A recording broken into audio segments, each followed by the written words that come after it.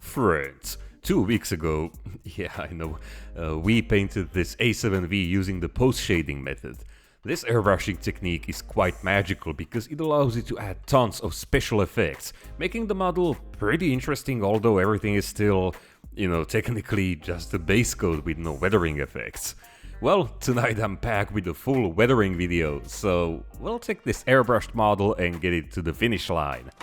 The first step will be about outlining every surface detail, and that calls for enamel washes. Now, the base coat we're working with already has the rivets and bolts outlined with ammo shaders, giving them a faint, dark outline, but nothing beats a strong, crispy effect created by a proper pin wash. Enamel or oil paint washes are ideally applied over a glossy or satin surface. This will help with the blending process. However, I sealed my last two models with a coat of flat varnish, and one might think that this will make everything more complicated, but actually, working over a flat surface is not too difficult compared to the previous two. You just need to work in smaller sections, and this will give you ample time to clean up any excess paint before it bites too hard into the flat coat. What's my reasoning for using this varnish, you might ask? Well, as I noticed in some of my previous dioramas, you often want to display your model at a very specific angle. A glossy or a satin surface reflects light more directly, while a flat surface disperses light in all directions. For example, this A7V will be partially sunken in a trench, and if you look at the diorama directly from the front, the main focal point, well, it might reflect light directly into your eyes, making the whole model shine like a mirror and you wouldn't see a thing. So, to rectify this problem, I opted for a flat coat that will ensure the model will look exactly the same, no matter what angle I'm looking from. It's a small trade-off because a satin varnish gives the model that distinct look of painted metal, but, sometimes we have to make compromises. The flat surface also allows us to add subtle passes of dirt because you're not really wiping the excess paint away, but rather feathering it, and this can be used to our benefit, especially when blending very contrasting elements in the paint job, such as white markings. Not to mention, a single tone of pin wash might not look the same on different parts of the camouflage, so I opted for two different tones, using the darker one on panel lines and over dark surfaces. So that's the model with every surface detail pin washed, and one trade-off is how some areas became darker, for example the tight rivet lines. But don't worry, we'll take care of that in a moment. Let's now switch from enamels to acrylics, and here I'm mixing a light bluish green color, a sort of very bright version of the dull green used as a base coat on this tank. Chipping is always a slow, tedious process requiring a steady hand, but it can be sped up and, in fact, simplified if you decide to use a sponge for the first pass of light scrapes. This effect represents shallow scuffs and other kinds of damage that didn't go all the way through to the unpainted metal. I always fill most of those with a dark steel color anyway, so in my case, they act as a bright outline, making the chipping effects more visible and three-dimensional, giving them some depth.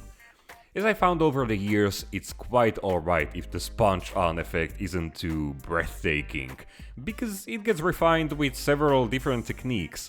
For example, whenever I'm not fully happy with it, or the shape of the model doesn't allow me to be a sponge Jedi, I use a paintbrush to correct, refine, adjust, or connect these scrapes. It's much easier to outline those erased and exposed edges where lots of wear would be present. Also, I couldn't miss the opportunity to add some, how should I call them, historically accurate chips on the front plate. Paint damage happens in all shapes and colors, and it's good to paint something highly unusual or even very unlikely every once in a while. Also, if there's one place where sponges don't cut it at all, it's those fine, elongated scratches. These can happen in a number of ways in real life, and based on the shape of this tank, I'd say they were caused by the tank hitting uneven terrain and traversing through barbed wire. Yeah, I often paint something that I think is cool and think about how and why later. And because I had this light green color at hand, I highlighted those rivets and bolts. Just the green ones though. For the remaining ones, I used or had to mix different colors such as this desaturated pink, pure white, gray on the black parts, light brown, and a light sandy color on the ochre camouflage. Not only will these details be more visible, but the model is gonna become brighter. The next stage in the chipping process is probably the best part, adding dark steel chips. This is where your steady hands are gonna be needed because the point of this multiple stage process is filling in the previously painted light superficial chips. On one hand, this makes the job harder, but on the other, it's a relaxing job because you don't have to think about their shape and placement anymore. You just have to follow the roadmap created by the light chipping. A box-shaped tank like this doesn't have too many edges where exposed steel might be present, so in most cases I had to rely on those sponged chips randomly applied in the centers of panels. Call it, let's say shrapnel and small arms damage. What I also like to do is focus on smaller sections at a time. This way it's easier to keep the end result in mind without feeling too overwhelmed by the number of chips you have to paint, because, let's be honest, there are lots of them. So chipping one side of a model or a panel at a time makes things a whole lot easier at least psychologically. The final chapter in this chipping stage is applying rust effects. Now we're back to enamels again, and this, depending on your intentions, should be a rather subtle effect. It's more about applying a controlled rust-colored filter over the chips rather than, covering large areas or painting heavy streaks of rust. This model will represent a tank that was abandoned by the crew. I don't know how long it might have been sitting in that trench, but the point is, I don't have to worry about going a little too overboard with the rust tones. Back on my Yak Panther, I talked about how rust looks different on various surfaces. For example, on a green base coat, it enhances the color, making it richer and resulting in a very dramatic looking rendered effect. On something pale, such as German dark yellow, ochre or white, things get a little more complicated because the rust can stand out like a sore thumb. As such, it's sometimes required to blend it 2 or 3 times. On a completely opposite note, a reddish-brown surface will make the rust hardly visible. I guess this camouflage is the perfect study of how rust tones behave over different base coats. Okay, so the chipping process is finished, but before I show you the model how it looks in its rusty state, let's finish some details. The exhausts were painted using a rather simplified approach. A grey coat, followed up by some heavy rust washes, was all it needed to give it a proper, corroded look. Once the enamels were dry, I added some remnants of paint using acrylics. I mentioned this dull green from Ammo in the previous video and how I'm more of a Tamiya person, so I had to mix the green from those. So hey, after all of that, I still found some good use for it. And finally, the effect was tied together with a bunch of rust-colored specks. I'm no fan of masking, so I'd rather mess up everything behind the muffler, because actually it's fairly easy to get rid of those excess stains with enamel thinner. The only other detail on this tank is this wooden stool. I used a method that I learned while I was painting figures. The wood was base coated in black brown, and then I applied my traditional old wood and Iraqi sand combo. It's the black brown undercoat that gives it a deeper and at the same time more faded look. So that's the model halfway there. Post-shaded, pin-washed, chipped, rusted, and details are painted in their respective colors. I'd say it looks pretty interesting already, but we can always add more spice using dust and mud effects. First off, as usual, I wanted to add some texture and volume. An acrylic mud paste is excellent for this task, but when I'm comparing this tank to all the previous models I've made, there's one strong difference. Its shape and mostly covered up running gear mean that the tank must have been rather clean, compared to, let's say, the British Mark IV. As such, I applied the smallest amounts of mud ever, and I focused them exclusively on the running gear, suspension, and lower edges of the hull. The next stage requires the model in its final resting position in the diorama. I found one historical picture showing that yes, although this tank was tall like a barn, dirt and natural debris could accumulate on the roof. And that's an operational tank we're talking about. A tank stuck in a trench, in a hot zone on a battlefield. Well, I'd say it'll get covered with some blown up dirt and stuff. And because it's sitting at an angle, the dirt would collect in a very specific way. Not only will this add to its weathered appearance, but it will also blend it more with the surrounding groundwork, I think. I used my traditional combo of dirt from my garden, small pieces of dried seagrass, and I fixed them to the model with VMS ballast freeze. Because this product leaves a glossy residue when it dries, I hit those areas with a quick layer of VMS flat varnish.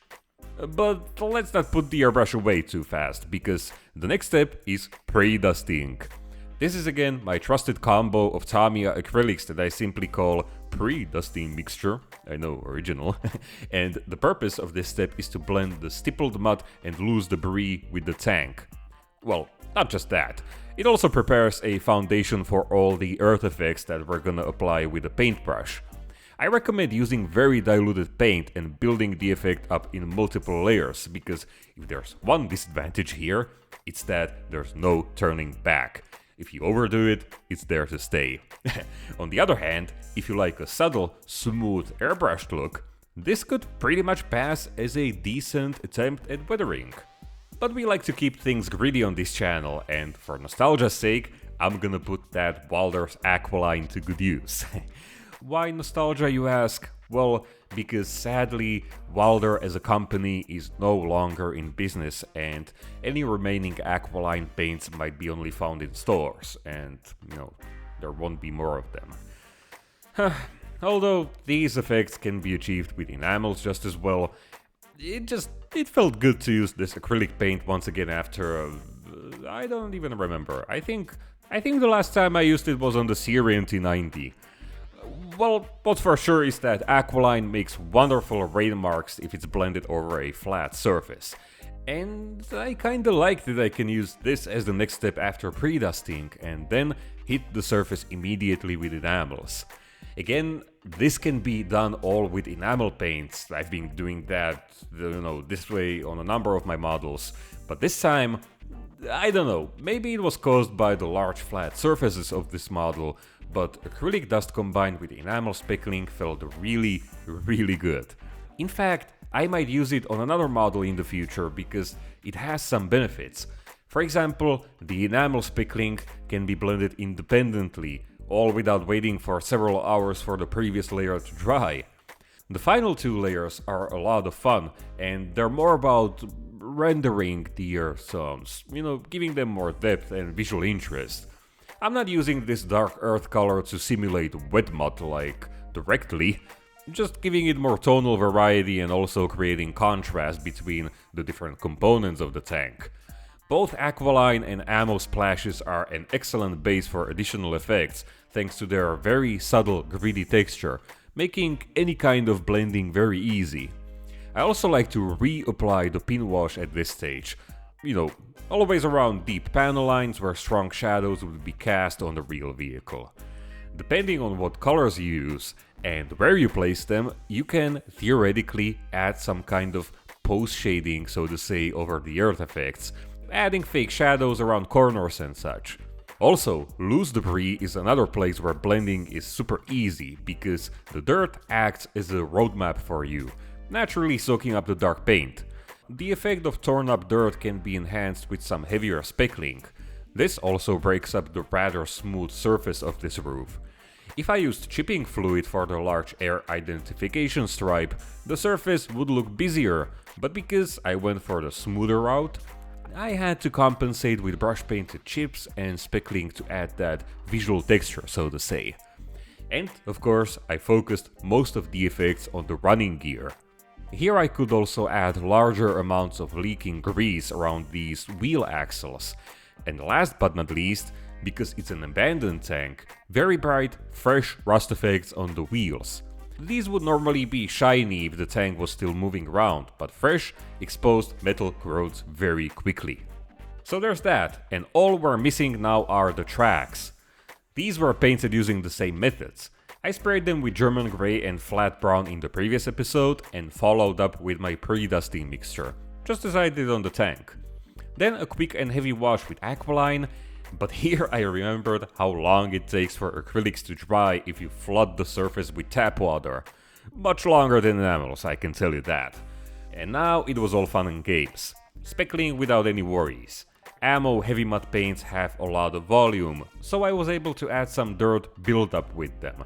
Using enamels on plastic workable tracks can be risky because the thinner might weaken the plastic, causing them to fall apart. But if you don't flood them with the mineral spirit, nothing's gonna usually happen. Just like on the wheels, the contact points would have a strong, vivid orange rust tone all over them. Finishing touches were carried out once I glued the tracks in place. This saved me some time because I could focus only on those parts that would actually be visible, but it also gave me a better idea about the overall look, what's missing and where it's missing. I know, nothing too fancy, but I think it'll do the job nicely. The last missing detail was the exhaust soot, and from what I've seen in historical pictures, those stains were pretty heavy. I think they'd make any Soviet tank jealous. And because this was the final detail, I guess that only means one thing. Yep, that's the A7V finished, and here it is for your viewing this pleasure. I don't have much else to say about the weathering, only that I felt a bit intimidated by this tank because of its unusual shape. But honestly, it was the post shading that helped me understand the tank and how should I proceed with the weathering. So, thank you post shading, I guess. But on another note, this is the first time I released a full weathering video that wasn't segmented into multiple episodes. And, well, the reason is, my friends, because all of a sudden I started completely remodeling my house and, it's taking up a lot of my time. I was left without a workbench for several days and I didn't want to release a completely meaningless video just, so I could upload at least something, right? On the other hand, I quickly realized that this model wasn't going to require too much work in terms of how many weathering techniques I should use. A pin wash, chipping, rust zones, detail painting, some dust and mud, and it was done. So I hope you enjoyed this video and maybe found it helpful or at least interesting to watch. I definitely had fun, and it was a nice change of pace because, as I'm remodeling my home, I'm making ugly things look nice and clean. So here I could let off some steam and make some, nice things ugly and dirty. And in the next episode, I think we'll paint some British soldiers for the diorama. And I'll try... Nah, don't worry. It'll be out the next Friday, so I hope you'll join me for that. In the meantime, thank you for watching, my friends, and thank you to my patrons who make this show possible. If you like what I'm doing and want to get more of it, and in return support my work, you can go to my Patreon page and see what kind of rewards would you like. I'm posting there almost every day with updates from my workbench. We can get in touch through DMs and emails. I'm posting 1 week early ad-free videos so you could watch the figure painting video right now. And also these beautiful studio photos that you can download in full resolution. And last but not least, some real-life references for dioramas, sceneries and landscapes. And yeah, of course, small 3D models for detailing your tanks and dioramas. Okay, friends, so I gotta paint those figures and then I can complete the diorama. Honestly, there's not much left to do, or at least I hope that's the case, because you know what, I already picked the next model and I'm so stoked about it because the diorama I have in mind, based again on a historical photo, is gonna be sweet. Yeah, I know, but I don't want to rush this one, so I'm gonna go and do my best on those British soldiers. And you, my friends, stay safe, stay awesome, keep building those models, don't just collect them, and I'll see you in the next one. Cheers!